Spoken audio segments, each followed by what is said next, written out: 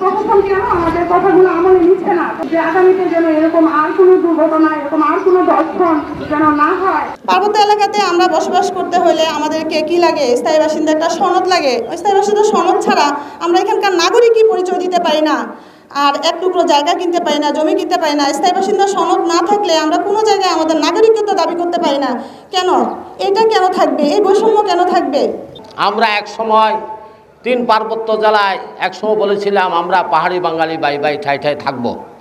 এখন দেখা গেছে ওদের ভিতরে 4টা সংস্থা, পাহাড়ি গোষ্ঠীদের মধ্যে 4 জন 4টা ভাটি 4 ভাগে বিভক্ত হয়ে আর সান্নাবাজি করে, অস্ত্র শস্ত্র সজ্জিত, যাদেরকে দিনে দুপুরে প্রশাসনের নাকের ডোকায় তারা ঘুরে ধরে না। আমার মনে হয় সবার যোগসাজশ আছে। তারা তাদের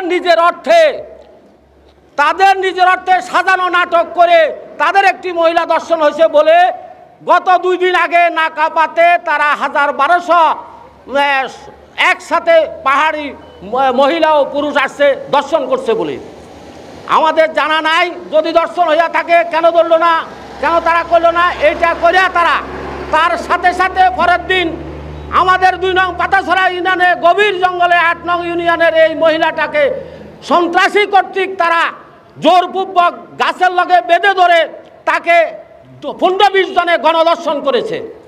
আমরা তাই বাধ্য হয়েছি দুর্গম এলাকা পাতাছড়া ইউনিয়নের সুদূর 7, 8, 9, 5 নং ওয়ার্ডের বাঙালিরা আজকে জাগ্রত হয়েছি। কেন জাগ্রত হয়েছি?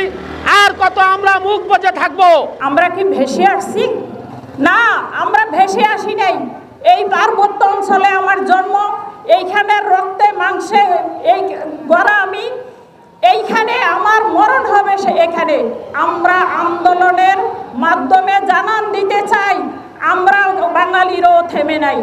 আমরা আমাদের অধিকার চাই, সেই অধিকারের জন্য আমরা রাজপথে নেমেছি, আছি, থাকবো ইনশাল্লাহ।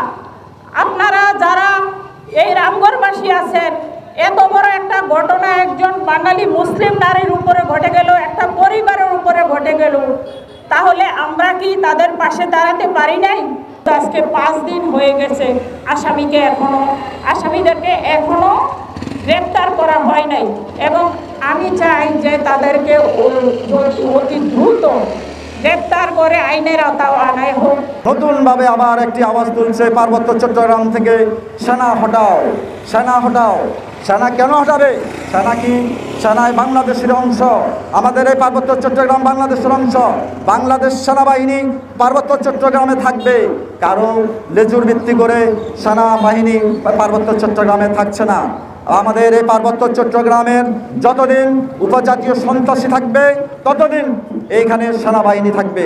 আমাদের দাবি এখানে পার্বত্য চট্টগ্রামে আরও বেশি বেশি সেনাবাহিনী বাড়ানোর দরকার। আমাদের প্রত্যাহারকৃত যে ক্যাম্পগুলো আছে সেই ক্যাম্পগুলো অনতিবিলম্বে আরও সেনাবাহিনী আমরা নিয়োগ দেওয়ার জন্য সরকারের কাছে আহ্বান জানাচ্ছি।